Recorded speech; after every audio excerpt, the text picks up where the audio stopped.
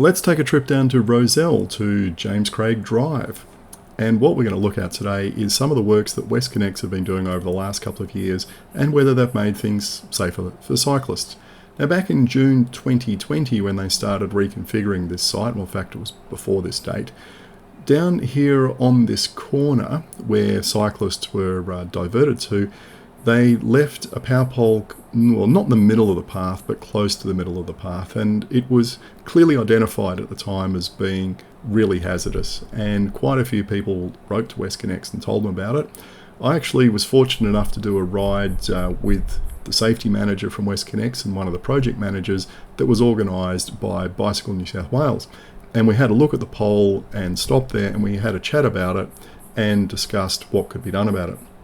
Now, of course, Westconnex and the contractors just can't pick up a pole and move it because that's owned by the power companies. So there was quite a bit of faffing around that had to be done to relocate it.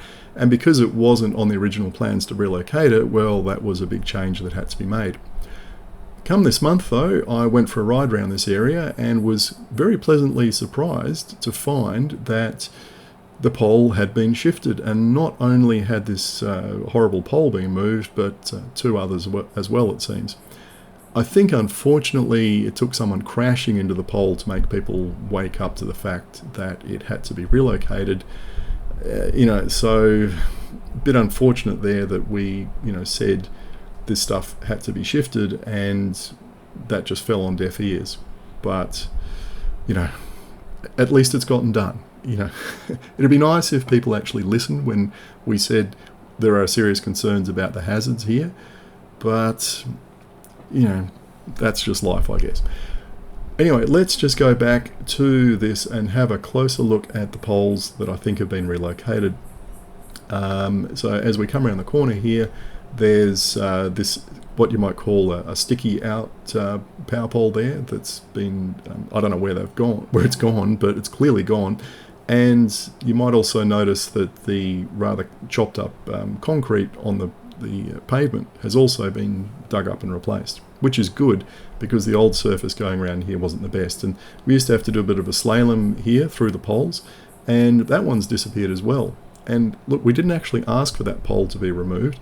The one we really wanted to be removed, I think, was this wooden one, I think. God, it's been a while, I can't remember.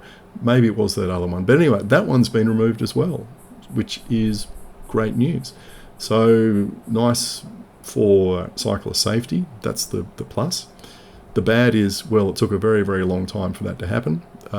Someone had to be injured before it was removed.